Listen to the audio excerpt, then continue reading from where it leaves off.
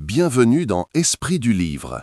Dans l'histoire de la spiritualité musulmane, certains livres ne sont pas de simples ouvrages, ce sont des éclairs, des fulgurances, des fragments de lumière capables d'ouvrir les yeux, de bouleverser une conscience et, parfois, de changer une vie. Parmi ces trésors rares se trouve un livre singulier, court en apparence, mais d'une profondeur vertigineuse, Al-Fawaïd, les perles de sagesse d'Ibn al-Qayyim.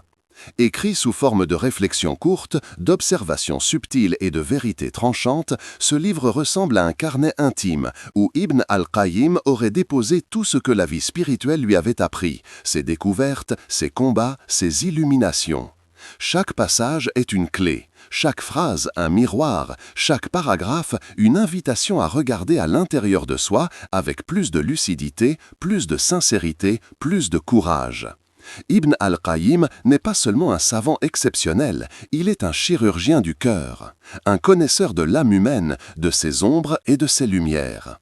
Dans Al-Fawaïd, il parle de l'homme tel qu'il est, vulnérable, tiraillé, mais capable de noblesse. Il parle du cœur comme d'un royaume où se livrent les plus grandes batailles. Il parle du destin, du tawakkul, de la patience, de la sincérité, de l'épreuve, du repentir, du rappel d'Allah, mais surtout, il parle à toi. Chaque sagesse de ce livre est comme une onde qui traverse les siècles pour toucher celui qui l'écoute aujourd'hui. Et c'est cette force qui a fait d'Al-Fawaïd un texte incontournable pour quiconque veut purifier son cœur, se rapprocher d'Allah ou simplement comprendre ce qui se passe à l'intérieur de lui. Dans cette série, nous allons parcourir ensemble les plus grandes sagesses du livre. Nous allons les expliquer, les contextualiser et surtout les rendre vivantes. Car ces perles de sagesse ne sont pas faites pour être lues une fois, elles sont faites pour être méditées, absorbées, vécues. Prépare-toi à un voyage intérieur, un voyage où chaque partie dévoilera une nouvelle facette du cœur humain. Un voyage où tu découvriras comment Ibn al-Qayyim analyse les intentions, les passions, les illusions, les épreuves et comment il montre la voie du retour à Dieu. Bienvenue dans Al-Fawaïd. Bienvenue dans l'un des livres les plus puissants de la tradition islamique. Et surtout, bienvenue dans un voyage qui commence dans les mots, mais qui se termine dans le cœur. Partie 1. Les fondements du cœur et la puissance de l'intention. Dans Al-Fawaïd, Ibn al-Qayyim commence par rappeler une vérité fondamentale, trop souvent oubliée. Tout commence dans le cœur. Avant les paroles, avant les actes, avant même les choix.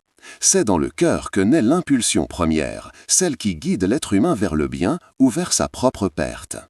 Ibn al-Qayyim explique que le cœur humain n'est pas simplement un organe spirituel, c'est le centre de gravité de toute la vie intérieure. C'est là que se forment les intentions, les ambitions, les envies, les colères, les illusions. L'homme croit souvent que ce sont ses yeux qui voient, ses oreilles qui entendent, sa langue qui parle. Mais pour Ibn al-Qayyim, c'est le cœur qui voit, le cœur qui comprend, le cœur qui décide, et le reste du corps ne fait que suivre ce que le cœur ordonne. Il dit en substance, les membres du corps sont les soldats du cœur. S'il est droit, ils le seront. S'il se corrompt, il se corrompt.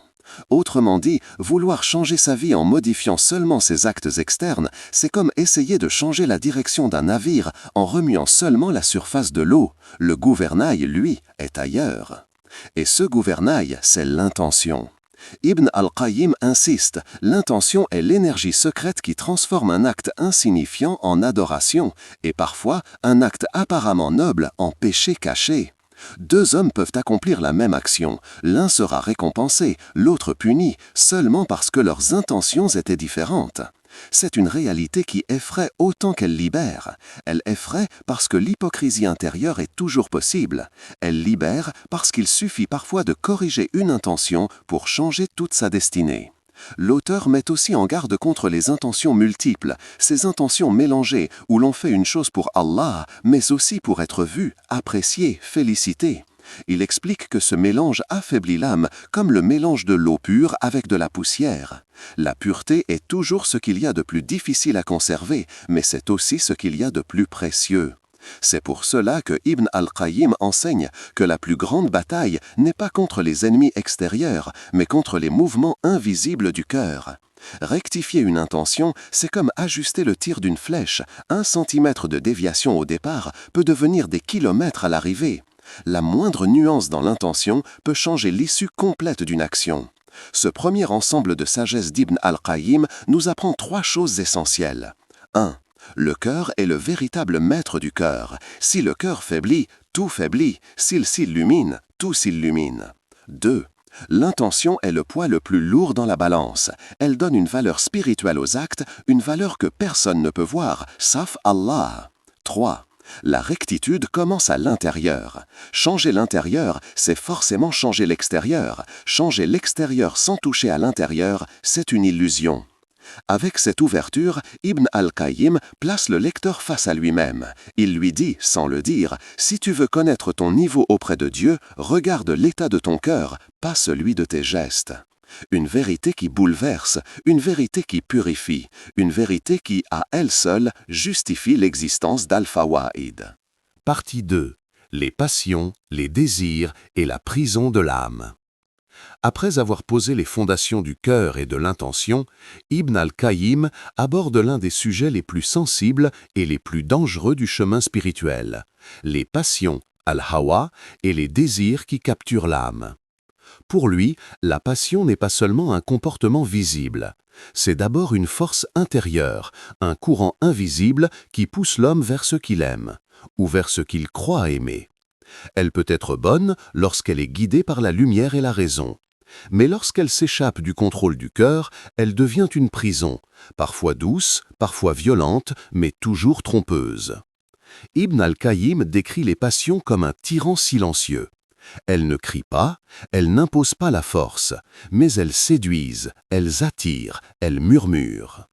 Elles promettent un bonheur rapide, une satisfaction immédiate, un soulagement passager.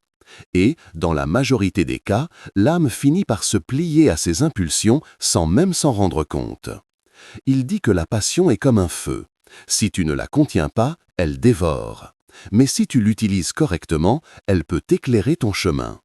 Le problème, c'est que la plupart des gens confondent la liberté avec la soumission à leurs désirs. Ils pensent être libres parce qu'ils suivent ce qu'ils veulent. Mais Ibn al-Qayyim répond: le véritable prisonnier est celui qui est captif de sa passion, et le véritable libre est celui que la passion ne possède pas. C'est une phrase tranchante, une phrase qui brise l'ego, une phrase qui oblige chacun à se demander: est-ce que je dirige mes désirs ou est-ce que mes désirs me dirigent? Pour Ibn al-Qayyim, les passions produisent 4 effets destructeurs. 1. Elles obscurcissent le cœur. Comme un nuage dense qui se place devant le soleil. La lumière de la foi, de la sagesse, de la lucidité ne passe plus. Le cœur ne voit plus clair. L'homme se met à aimer ce qui lui fait du mal et à détester ce qui pourrait le sauver. 2. Elles font perdre la maîtrise de soi. La passion dit « maintenant », alors que la sagesse dit « réfléchis ». Dans cette guerre, celui qui répond trop vite aux impulsions finit toujours perdant. 3. Elle crée une dépendance intérieure. Plus l'âme goûte à ses passions, plus elle les réclame.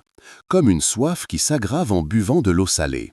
Ibn al-Qayyim explique que les passions donnent l'illusion du plaisir, mais détruisent discrètement la force intérieure. 4. Elles éloignent de Dieu. Non pas parce que Dieu s'éloigne, mais parce que le cœur, rempli de désirs inférieurs, ne laisse plus de place à la lumière divine. Ibn al-Qayyim offre ensuite l'un des enseignements les plus magnifiques du livre.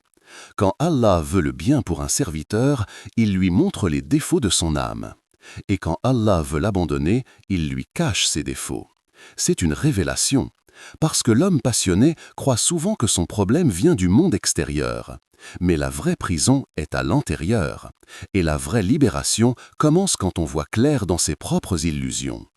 Pour briser les chaînes des passions, Ibn al-Qayyim donne une méthode simple mais dure. Résister au premier appel du désir. Le premier instant est toujours le plus décisif. Si tu fermes la porte au début, le désir meurt. Si tu l'ouvres une fois, il revient avec une armée. Nourrir le cœur par le dhikr. Chaque rappel d'Allah affaiblit un désir. Chaque oubli d'Allah renforce une passion. Se souvenir des conséquences. Ibn al-Qayyim dit « Le péché commence par un plaisir et finit par un regret. L'obéissance commence parfois par une difficulté, mais finit toujours par une lumière. » Cette partie d'Al-Fawaïd met le lecteur face à un miroir brutal. Elle lui demande de regarder ses désirs non pas comme des ennemis, mais comme des tests qui révèlent la profondeur de son cœur et la qualité de sa relation avec Allah. Les passions ne sont pas là pour détruire l'homme, elles sont là pour montrer jusqu'où il est capable de lutter pour préserver sa lumière intérieure. Partie 3. La patience, les épreuves et la construction de l'âme. Après avoir parlé du cœur et des passions, Ibn al-Qayyim aborde un pilier essentiel du cheminement spirituel, la patience, as-sabr, et la manière dont les épreuves façonnent l'être humain. Dans Al-Fawaïd, il montre que la vie n'est pas seulement un terrain d'épreuves, mais une école, et que les difficultés sont les instruments par lesquels Allah construit les âmes fortes. Pour Ibn al-Qayyim, la patience n'est pas un simple acte de résistance. Ce n'est pas supporter, ce n'est pas subir. La patience, c'est une intelligence du cœur, une manière de comprendre la vie, une façon de regarder les événements et d'y voir la main d'Allah. Il explique que l'épreuve n'est jamais accidentelle, jamais aveugle, jamais injuste. Elle est toujours exactement calibrée pour révéler quelque chose dans le cœur du serviteur, une faiblesse à corriger, une lumière à activer, une illusion à briser, une foi à purifier. Ibn al-Qayyim dit « Le malheur est une miséricorde déguisée. Si le serviteur savait ce qu'Allah prépare derrière l'épreuve, il remercierait avant même de comprendre. » C'est une vision qui transforme, parce qu'elle fait comprendre que les larmes, les difficultés, les pertes, les déceptions, les obstacles ne sont pas des punitions, mais des passages obligés vers un niveau supérieur. Pour Ibn al-Qayyim, la patience se divise en 3 formes essentielles. 1. La patience face aux obligations. Les prières, le dhikr, le jeûne, la discipline spirituelle. Ce sont les épreuves invisibles, celles que l'on ne voit pas, mais qui demandent une force intérieure immense. Celui qui s'y engage devient solide de l'intérieur. 2. La patience face aux interdits. Résister à la tentation, éviter le péché, dire non à un désir immédiat pour un bien supérieur. C'est l'épreuve la plus fréquente et souvent la plus dure. 3. La patience face au décret d'Allah. Lorsqu'on perd ce qu'on aime, lorsqu'on reçoit ce qu'on n'attendait pas, lorsqu'une porte se ferme, lorsqu'un malheur frappe. Cette forme de patience, Ibn al-Qayyim l'appelle la clé des clés, celle qui ouvre la porte de la sérénité. Puis il ajoute une vérité bouleversante. Le cœur connaîtra la douceur de la foi à la mesure des épreuves qu'il traverse en étant patient. Autrement dit, le goût du cœur dépend du poids qu'il a porté. Ce n'est pas la facilité qui rend l'homme pur, c'est la difficulté maîtrisée. Ce n'est pas le confort qui développe la foi, c'est la lutte intérieure. Pour Ibn al-Qayyim, l'épreuve a 4 effets sublimes. Elle purifie le cœur. Comme le feu purifie l'or, l'épreuve purifie l'âme de l'orgueil, de l'attachement excessif, de la vanité, du péché. Elle renforce la reliance à Allah. Quand tout disparaît, le serviteur comprend enfin qui ne disparaît jamais. Elle révèle la sincérité. Dans les moments faciles, tout le monde semble croyant. Dans la difficulté, seuls les vrais cœurs se dévoilent. Elle ouvre une porte cachée. Beaucoup d'épreuves donnent, après la douleur, un bienfait inattendu. Un changement de vie, une ouverture du cœur, une protection contre un mal plus grand, un rapprochement avec Dieu qu'on n'aurait jamais obtenu autrement. Ibn al-Qayyim compare la vie à un champ que l'on cultive. Les pluies violentes, les vents, la chaleur, le travail du sol, tout cela semble rude. Mais sans ces conditions, rien ne pousse.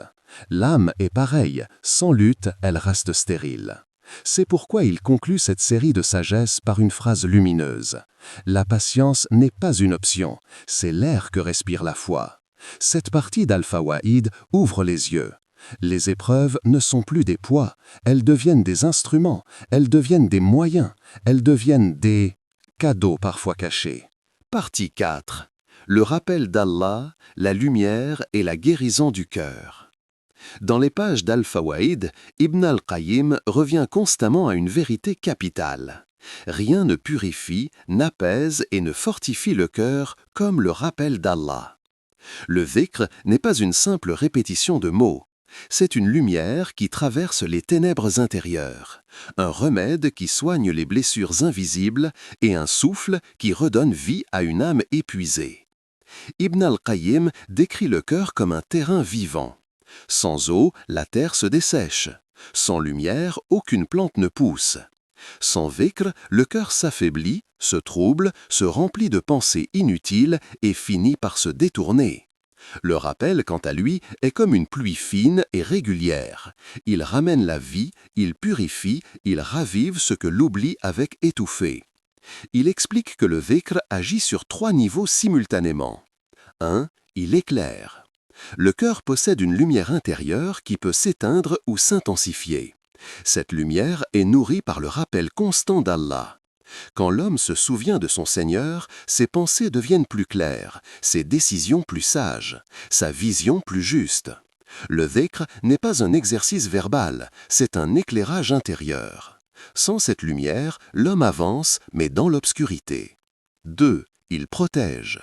Le cœur est constamment exposé aux inspirations du shaitan, aux illusions, aux doutes, aux peurs, aux envies. Ibn al-Qayyim explique que le dhikr fonctionne comme une barrière invisible. C'est un mur que les influences négatives ne peuvent franchir. C'est pourquoi il dit que le serviteur qui se souvient d'Allah est comme quelqu'un qui vit dans une forteresse solide, tandis que celui qui oublie est comme une maison sans porte ni mur. 3. Il guérit. L'homme porte en lui des blessures que personne ne voit. Déception, regrets, douleurs anciennes, culpabilité, inquiétude, tentation. Le dhikr est un médicament. Il stabilise le cœur, lui rend sa force et lui permet de revenir vers la paix. Ibn al-Qayyim dit que le dhikr offre une douceur que rien dans ce monde ne peut offrir, et que celui qui la goûte ne préfère plus les plaisirs inférieurs. Puis, Ibn al-Qayyim fait une comparaison saisissante. Il dit que le cœur sans dhikr est comme un poisson sorti de l'eau. Il peut bouger encore quelques instants, il peut sembler vivant, mais il suffoque, il s'éteint et il meurt. C'est pourquoi il affirme que la vie véritable n'est pas dans la respiration du corps, mais dans la respiration du cœur. Cette respiration, c'est le rappel. Une autre idée essentielle d'Ibn al-Qayyim est la distinction entre 2 types de rappel. Le rappel mécanique. Ce sont des mots prononcés sans présence du cœur. Il n'a presque aucun effet. Le rappel vivant. C'est celui où la langue parle, le cœur ressent et l'âme absorbe. C'est celui qui transforme réellement. Il explique aussi que le dhikr attire l'aide divine, fait fuir les pensées négatives et stabilise l'âme lors des épreuves. Il ne dit pas que le dhikr supprime toutes les difficultés, mais il assure qu'il donne au cœur une force supérieure à ces difficultés. Enfin, Ibn al-Qayyim dévoile une vérité magnifique. Plus le serviteur se souvient de son Seigneur, plus Allah se souvient de lui.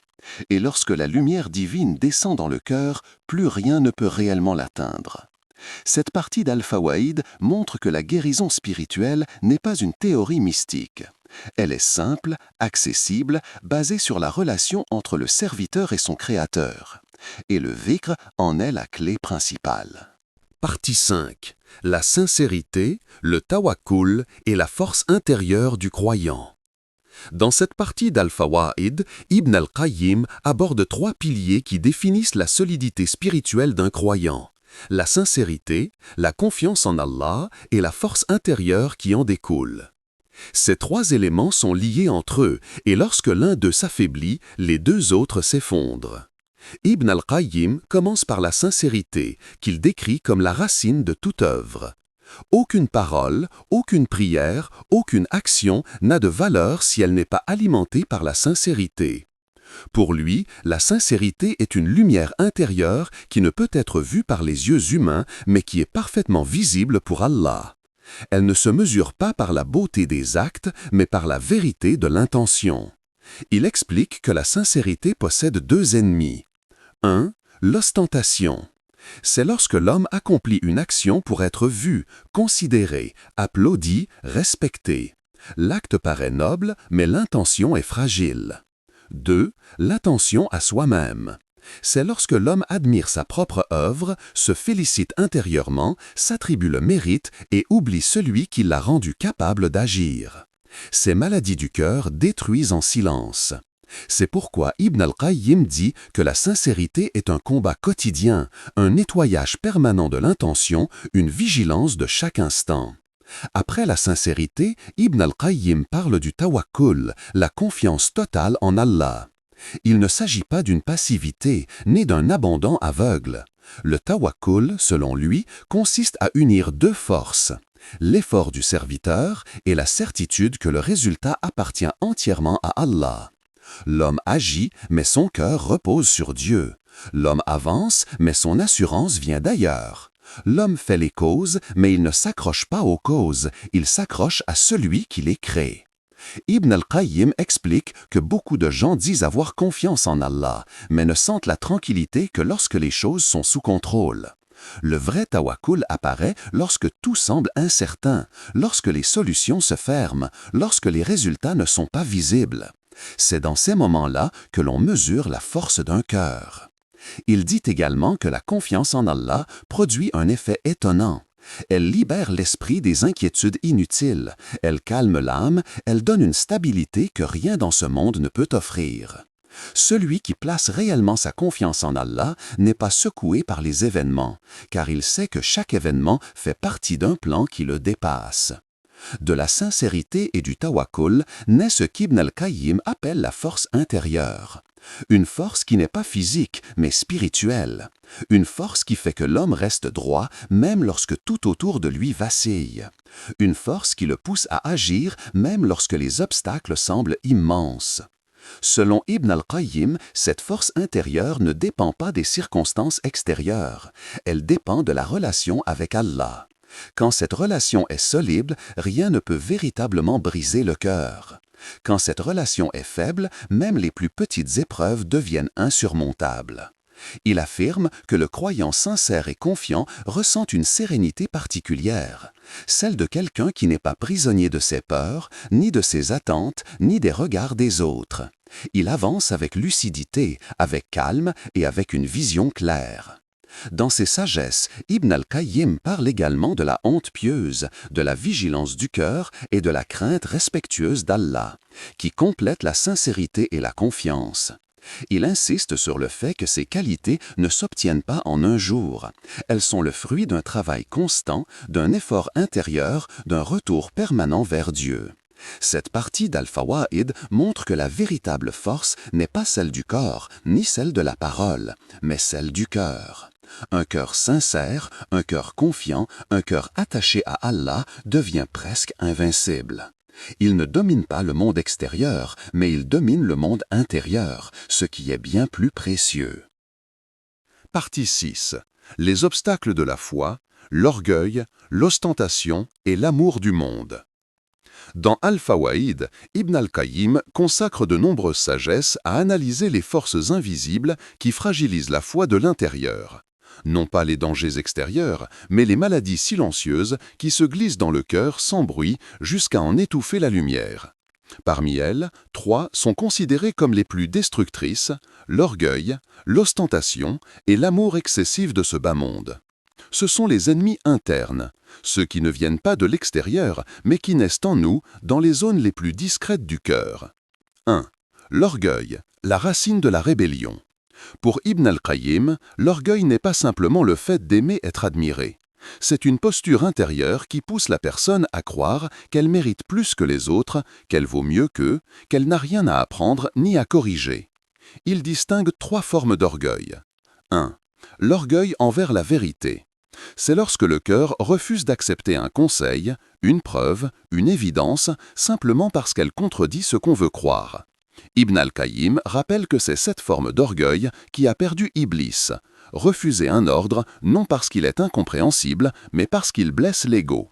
2. L'orgueil envers les gens.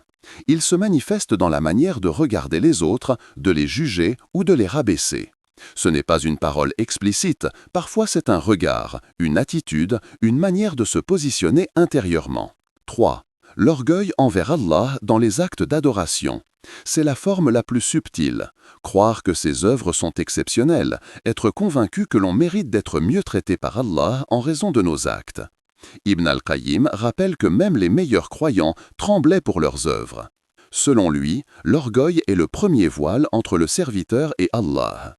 Il ferme les portes de la guidance, car la guidance n'entre que dans un cœur humble, disponible, prêt à apprendre et à changer. 2. L'ostentation, voir les gens au lieu de voir Dieu. L'ostentation, ar-riya, est décrite par Ibn al-Qayyim comme une forme de polythéisme caché. Non pas l'adoration d'une idole, mais l'adoration du regard d'autrui. Elle ne concerne pas seulement la prière en public ou les aumônes visibles. Elle peut même se glisser dans les choses les plus discrètes. Un souffle, une expression du visage, un silence calculé. Ibn al-Qayyim décrit 2 grandes catégories. 1. L'ostentation totale. L'acte entier est accompli pour être vu, aimé ou respecté par les gens. Le cœur ne cherche aucunement la satisfaction d'Allah. Cet acte est entièrement vain. 2. L'ostentation partielle. L'acte est sincère au départ, mais le regard d'autrui devient un moteur secondaire, puis un moteur principal. Le cœur commence à s'attacher aux compliments, à la réputation, à la perception des autres. Et l'œuvre est alors mélangée, fragilisée, vidée de sa pureté. L'ostentation est dangereuse parce qu'elle est invisible. On peut prier, donner, apprendre, enseigner, aider, accomplir de grandes œuvres tout en oubliant que le public n'est pas celui qui récompense. Pour Ibn al-Qayyim, la sincérité est un combat qui doit être renouvelé dans chaque acte, car le cœur peut glisser sans que l'on s'en rende compte. 3. L'amour du monde, la source de toutes les faiblesses. Ibn al-Qayyim ne condamne pas le fait de vivre, de travailler, de posséder. Il ne critique pas le monde en tant que création, mais l'attachement excessif à ses apparences, ses illusions, ses décorations. Selon lui, l'amour du monde se manifeste en 3 signes. 1. Lorsque le monde occupe le cœur plus que l'au-delà. Le croyant peut travailler, s'investir, bâtir, mais lorsque ses pensées, ses inquiétudes, ses espérances deviennent exclusivement terrestres, le cœur s'assèche. 2. Lorsque les biens deviennent une identité. Posséder n'est pas un problème. S'identifier à ce que l'on possède, en revanche, est une fragilité qui détruit la stabilité intérieure. 3. Lorsque la recherche du confort devient un objectif en soi. Pour Ibn al-Qayyim, une vie centrée sur la facilité rend le croyant incapable d'affronter les épreuves et incapable de progresser vers Allah. Le cœur devient trop lourd, trop encombré, trop attaché pour avancer. Il écrit que l'amour de ce monde est comme un feu subtil. Il ne brûle pas d'un coup, mais il ronge progressivement la capacité du cœur à désirer l'au-delà. Conclusion de la partie. L'orgueil, l'ostentation et l'amour excessif du monde ne sont pas des péchés parmi d'autres. Ce sont, selon Ibn al-Qayyim, les 3 causes majeures qui empêchent le cœur d'atteindre la sincérité, la lumière intérieure et la proximité d'Allah. Elles constituent les chaînes invisibles qui retiennent l'homme loin du chemin de Dieu, même lorsqu'il pense marcher vers lui. Et c'est pour cela qu'Ibn al-Qayyim répète une idée centrale. La plus grande bataille du croyant est celle qu'il mène contre lui-même. Partie 7. Le repentir, le retour à Dieu et la transformation spirituelle. Dans Al-Fawaïd, Ibn al-Qayyim consacre une place centrale au repentir, à Taouba et à la capacité de l'âme humaine à se transformer. Il présente le repentir non pas comme un acte isolé, mais comme un processus continu et essentiel pour purifier le cœur et renouveler la relation avec Allah. Le repentir est pour Ibn al-Qayyim la clé qui ouvre la porte de la miséricorde divine. Il ne s'agit pas seulement de regretter un péché, c'est une attitude complète du cœur qui inclut le regret sincère, la décision ferme de ne pas répéter l'erreur et le désir actif de se rapprocher de Dieu. 1. La nature du repentir. Ibn al-Qayyim explique que le repentir est un signe de lumière dans le cœur. Celui qui se repent reconnaît ses faiblesses et accepte la vérité sur lui-même, ce qui est en soi une forme d'humilité qui attire la miséricorde divine. Il distingue 2 types de repentir. A. Le repentir immédiat. C'est celui qui survient juste après la faute. Plus le repentir est rapide, plus il est pur, car le cœur n'a pas eu le temps de s'habituer au péché ni de le normaliser. B. Le repentir tardif. Même si le temps s'écoule, le repentir reste possible. Ibn al-Qayyim insiste sur le fait que la porte de la miséricorde divine ne se ferme jamais tant que le serviteur n'est pas mort. Le repentir tardif nécessite plus de sincérité et de courage, car le cœur a souvent développé une résistance et des habitudes négatives. 2. Le lien entre le repentir et la transformation spirituelle. Le repentir n'est pas uniquement une demande de pardon, il est un point de départ vers la reconstruction de l'âme. Ibn al-Qayyim explique que l'homme qui se repent sincèrement élimine progressivement les traces des péchés sur le cœur, développe une conscience accrue de ses pensées et de ses intentions, se rapproche naturellement de la patience, de la sincérité et de l'humilité, acquiert une clarté intérieure qui permet de distinguer le bien du mal avec plus de lucidité. Ainsi, le repentir devient un moteur de transformation. Il purifie l'intérieur, modifie les comportements et oriente la personne vers une vie harmonieuse centrée sur Allah. 3. Les obstacles au repentir. Ibn al-Qayyim met en garde contre plusieurs pièges qui empêchent le cœur de se repentir efficacement. L'orgueil qui empêche l'âme de reconnaître ses erreurs. La procrastination qui fait croire que le temps est infini et que le repentir peut toujours attendre. L'insouciance qui banalise le péché et l'éloigne de la gravité réelle de ses actes. Pour surmonter ces obstacles, Ibn al-Qayyim conseille une auto-évaluation constante, un rappel régulier de la miséricorde divine et la méditation sur la mort et l'au-delà. 3. La purification de l'âme par le repentir. Le repentir agit comme un lavage intérieur. Ibn al-Qayyim le compare à une rivière qui emporte les saletés et les impuretés. Chaque regret sincère, chaque remords authentique, chaque décision de changement réduit la charge du cœur et ouvre de l'espace pour la lumière et la proximité avec Allah. Il souligne que la transformation spirituelle ne se fait pas instantanément. Elle est progressive, parfois lente et nécessite de la constance.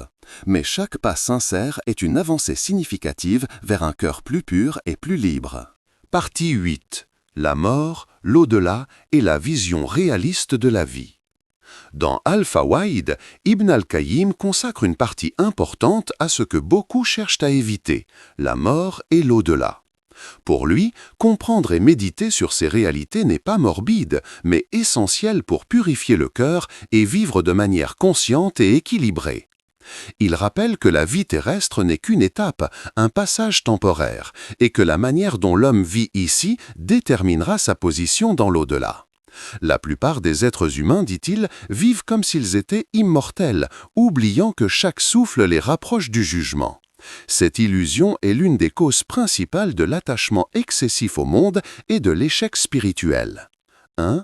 La conscience de la mort comme réveil du cœur. Ibn al-Qayyim explique que méditer sur la mort est un moyen de réveiller le cœur endormi. Il dit que l'oubli de la mort entraîne l'oubli d'Allah, car le cœur se perd dans les plaisirs et les illusions de ce monde. La mort, lorsqu'elle est comprise correctement, n'est pas une peur paralysante, mais un rappel puissant. Rien ici-bas n'est permanent et tout est éphémère. 2. La réalité de l'au-delà. L'auteur décrit l'au-delà comme la véritable demeure de l'homme. Ce monde est une épreuve, un lieu de préparation, un terrain d'apprentissage. La richesse, le pouvoir, le confort et la réputation n'ont aucune valeur réelle dans l'au-delà si le cœur n'est pas pur. Ibn al-Qayyim insiste sur 3 points essentiels concernant l'au-delà. La justice absolue d'Allah, tout acte, qu'il soit grand ou petit, est évalué avec équité. La rétribution proportionnelle, les plaisirs et les souffrances de ce monde ne sont pas la mesure du jugement ultime. La continuité de l'âme, la vie terrestre n'est qu'un fragment comparé à l'éternité à venir. 3. La vision réaliste de la vie. Ibn al-Qayyim invite le lecteur à adopter une perspective lucide. La vie est courte et fragile. Les biens matériels sont temporaires. Les relations et les positions sociales ne peuvent garantir ni sécurité ni satisfaction intérieure. Cette prise de conscience, loin d'être pessimiste, libère le cœur de l'illusion et de l'attachement excessif et prépare l'âme à se concentrer sur l'essentiel, la foi, les actes sincères et la proximité d'Allah. 4. La méditation sur la mort comme purification. Selon Ibn al-Qayyim, méditer régulièrement sur la mort purifie le cœur de 3 manières. Humilité, reconnaître la fragilité de la vie et la dépendance totale à Allah. Détachement, réduire l'attachement aux biens, au pouvoir et aux désirs éphémères. Motivation, renforcer l'engagement envers les bonnes actions et la sincérité, car chaque instant compte. Cette conscience transforme les priorités et permet de vivre chaque jour avec lucidité et responsabilité spirituelle. Partie 9. La proximité d'Allah, les fruits de la foi et la liberté du cœur. Dans cette conclusion de Al-Fawaïd, Ibn al-Qayyim nous invite à contempler l'objectif ultime de toute démarche spirituelle, la proximité d'Allah. Toutes les sagesses précédentes, le cœur, les intentions, les passions, la patience, le zikr, la sincérité, le repentir, la méditation sur la mort, convergent vers cette finalité. La proximité d'Allah n'est pas simplement un état émotionnel ou intellectuel, c'est une réalité spirituelle qui transforme le cœur, l'âme et la vie entière. Ibn al-Qayyim explique que celui qui parvient à ce niveau ressent une liberté intérieure incomparable, car son cœur n'est plus esclave des désirs, des peurs ou des illusions de ce monde. 1. Les fruits de la foi. Selon Ibn al-Qayyim, la foi sincère produit des fruits tangibles dans l'âme. La tranquillité intérieure, le cœur trouve sa stabilité et sa paix, même au milieu des épreuves.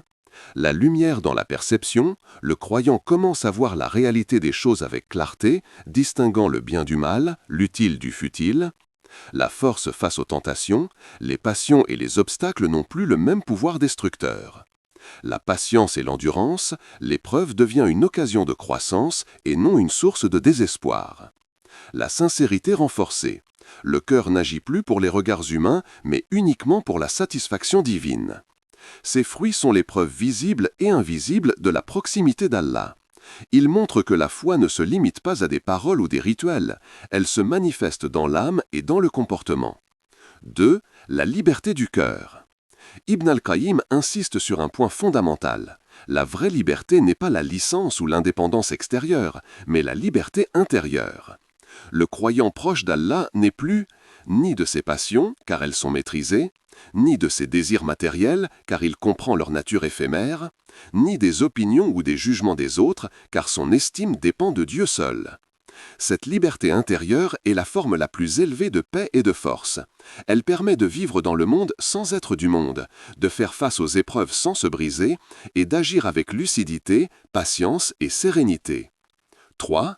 La proximité d'Allah, un chemin quotidien. Ibn al-Qayyim souligne que la proximité d'Allah n'est pas un état soudain ou réservé aux élus. Elle se construit pas à pas par la discipline du cœur, la vigilance des intentions, le repentir, le zikr, la patience et la méditation sur la vie et l'au-delà. Chaque acte accompli avec sincérité, chaque lutte contre le désir ou l'orgueil, chaque rappel d'Allah rapproche le serviteur de cette intimité divine. C'est un chemin continu, exigeant, mais infiniment précieux, car il transforme l'homme en une créature équilibrée, libre et profondément heureuse.